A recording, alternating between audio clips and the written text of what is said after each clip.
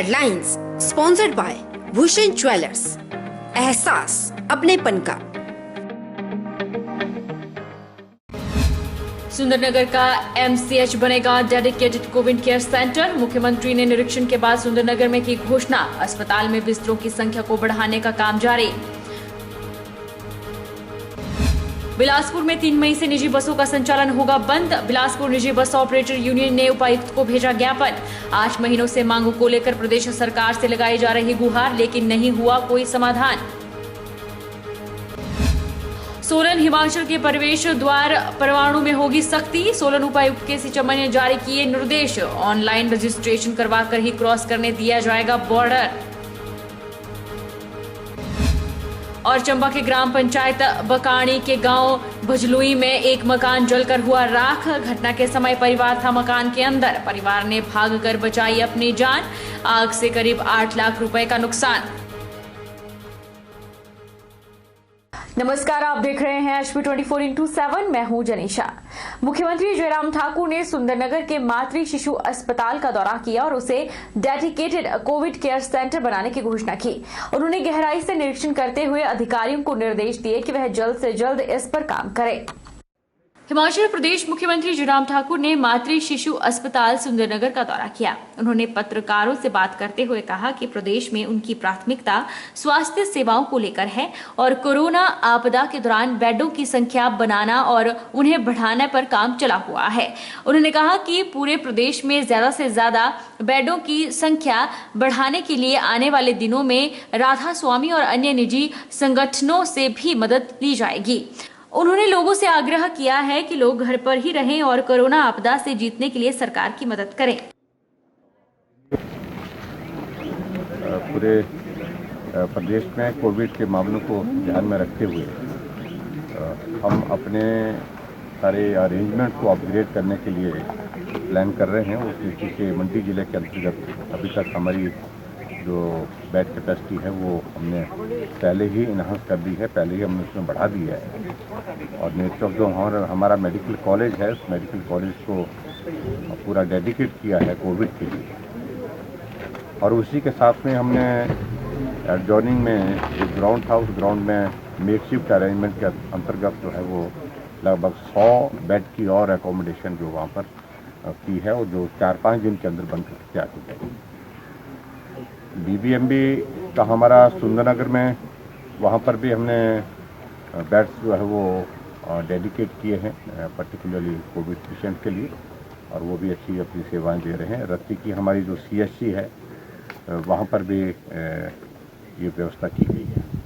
लेकिन फिर भी उसके बावजूद हम देख रहे हैं कि जिस तरह से मामलों में लगातार बढ़ोतरी हो रही है कोविड की, हमें और ज़्यादा तैयारी करने की आवश्यकता है। इसलिए कल मैं कांगड़ा जिला गया था और कांगड़ा जिला में हमने एक प्राइवेट हॉस्पिटल और प्राइवेट हॉस्पिटल के साथ साथ में एक हमारा आयुर्वेदिक इंस्टीट्यूट है वहाँ पर पपरोड़ा में, वहाँ पर लगभग 150 बेड की कैपेसिटी प्लान की है। और उसके साथ आगे बढ़ कर के हम परौर में भी हमने प्लान किया है, जो राधा स्वामी सत्संग का एक बड़ा स्थान है।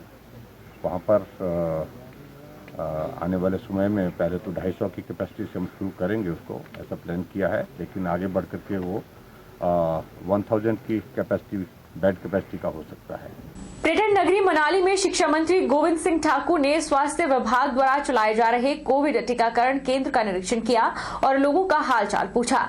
अस्पताल में भारी भीड़ को देखते हुए नगर परिषद मनाली ने रामबाग की मनुरंगशाला में कोविड टीकाकरण केंद्र की सलाह दी थी, जिसमें आज प्रशासन और स्वास्थ्य विभाग की मदद से टीकाकरण किया गया। नगर परिषद मनाली ने पिछले कुछ दिनों से जागरूकता अभियान चला रखा है, जिसमें घर घर जाकर लोगों को कोरोना वैक्सीन लगवाने के बारे में बताया जा रहा था, जिसके चलते नगर परिषद मनाली की ये पहल रंग लाई और भारी संख्या में लोग सिविल अस्पताल वैक्सीन लगाने के लिए पहुंचे। अस्पताल में भारी भीड़ को देखते हुए नगर परिषद मनाली ने रामबाग की मनोरंगशाला में कोविड टीकाकरण केंद्र की सलाह दी, जिसमें आज प्रशासन और स्वास्थ्य विभाग की मदद से टीकाकरण किया गया। शिक्षा मंत्री गोविंद ठाकुर ने मीडिया से मुखातिब होते हुए कहा कि जयराम सरकार 1 मई से 18 साल से ऊपर की आयु के लोगों का टीकाकरण करने जा रही है, जिसकी सारी व्यवस्था सरकार ने कर ली है। देखिए, अभी तो जो अभियान चला है 45 वर्ष से ऊपर के लोगों को वैक्सीनेशन का दौर चल रहा है और इसमें जहाँ तक यहाँ मनाली में जो वैक्सीनेशन चल रही है इसमें स्वास्थ्य विभाग ने और नगर परिषद ने बहुत अच्छी तैयारियां की हैं। हमारा अस्पताल में काफ़ी भीड़ जमा हो रही थी और इसलिए अभी ये निर्णय लिया गया कि ये जो रामबाग हमारा है यहीं पर हम रजिस्ट्रेशन भी करेंगे और वैक्सीनेशन का काम भी यहाँ पर चलेगा। और कल से लेकर के यहाँ पर विभिन्न NGOs के माध्यम से रजिस्ट्रेशन करने के लिए और हमारे कुछ काउंटर लगेंगे जिसके कारण से अधिक वैक्सीनेशन हो सके।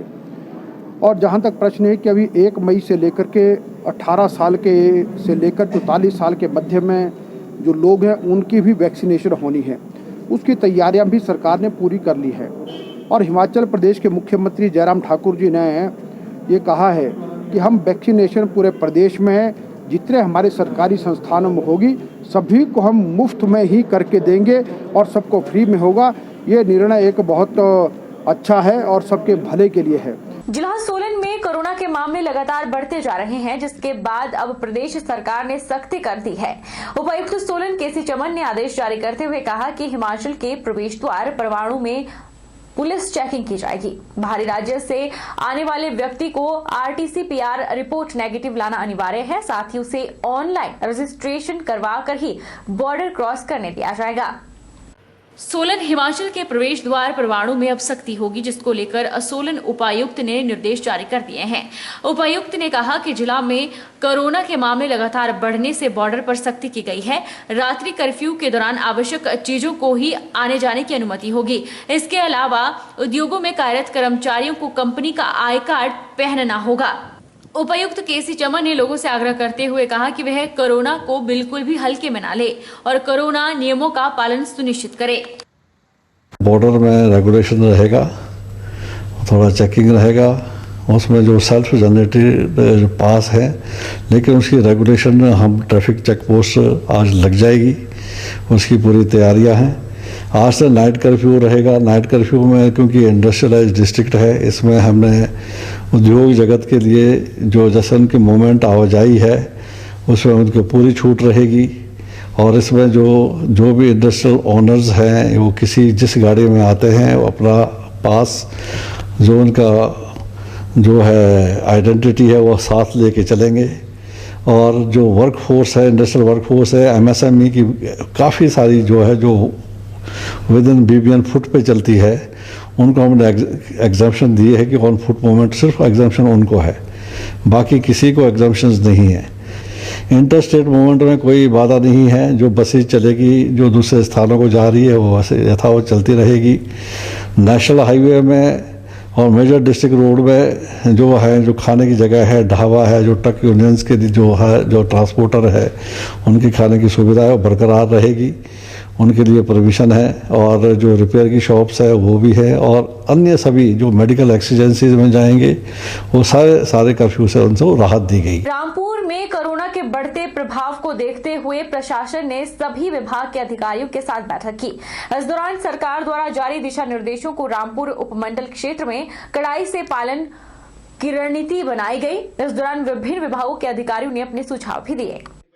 रामपुर SDM सुरेंद्र मोहन ने बताया कि कोविड गाइडलाइंस का कड़ाई से पालन हो, इसके लिए अधिकारियों को निर्देश दिए गए हैं। जांच के लिए टीमों का भी गठन किया गया है। साथ ही खनेरी स्थित महात्मा गांधी चिकित्सा सेवा परिसर में डेडिकेटेड केयर हॉस्पिटल में 20 की जगह 40 बिस्तर किए जाएंगे। इसके अलावा दूसरे हॉस्पिटलों को भी डेडिकेटेड हॉस्पिटल के रूप में बनाने जा रहे हैं। शादी और दूसरे समारोहों में सरकार के दिशा निर्देशों की अवहेलना करने पर जांच टीम पैनी नजर बनाए हुए है।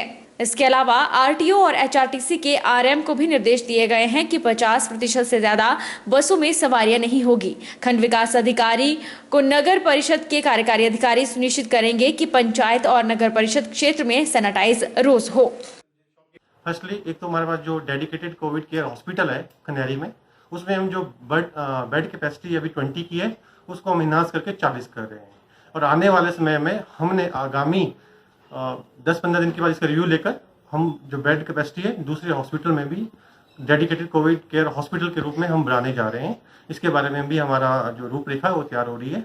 सेकेंडली, जो डेडिकेटेड कोविड केयर सेंटर्स है हमारे पास पोस्ट हॉस्टल दत्तनगर, 2-3 और जगह फैसिलिटीज़ है, तो वहाँ भी हम बेड कैपेसिटी इन्हांस कर रहे हैं। सेकेंडली, हमने डिफरेंट फ्लाइंग स्क्वाड्स बनाए हैं, जो जितने भी इवेंट्स हो रहे हैं, चाहे शादियाँ हो रही हैं, और चलो दाह संस्कार में तो लोग काफ़ी स्ट्रिक्टली फॉलो ही कर रहे हैं कि 50 से कम लोग हैं। खासकर मैरिजेज में वायलेशन ना हो, जो राज्य सरकार के आदेश है कि 50 से कम लोग शामिल होंगे। और इसके अलावा अन्य जो जरूरी दिशा निर्देश है उनकी अनुपालना हो रही है या नहीं हो रही है, इसके लिए हमारी टीमें रात को भी सभी शादी समारोह में छापे मारी है, और जो उल्लंघन कर रहे हैं उनके खिलाफ FIR और साथ में उन्हें फाइन भी इम्पोज कर रहे हैं। जुलाहा कांगड़ा प्रशासन के दिशा निर्देशों की पालना करते हुए नूरपुर ब्लॉक की सुलियाली पंचायत में कोरोना टेस्टिंग शिविर लगाया गया। सुलियाली पंचायत प्रतिनिधियों ने पंचायत में सभी लोगों के साथ साथ सभी दुकानदारों को RT-PCR टेस्ट करवाने के लिए आग्रह किया, जिसमें सभी दुकानदारों के साथ लोगों ने बढ़ चढ़कर भाग लिया।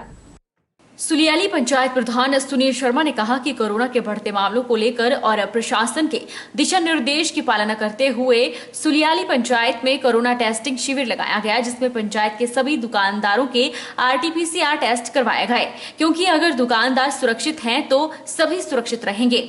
उन्होंने कहा कि जिला प्रशासन के आदेशों की कड़ाई से पालना करवाई जाएगी। सुलियाली में कोविड टेस्ट का कैंप लगाया गया है। जिला प्रशासन के निर्देशानुसार आज हम अपने सुलियाली गांव के सभी दुकानदारों का कोविड टेस्ट करवा रहे हैं। हमारा गांव तभी सेफ रहेगा जब तक हमारे दुकानदार भाई सेफ रहेंगे। तो दुकानदार भाई अगर हमारे सारे नेगेटिव आते हैं, इसका मतलब है हमारा पूरा गांव सेफ है, और पूरे जिला प्रशासन के निर्देशों को कड़ाई से हम अपनी पंचायत में लागू करेंगे।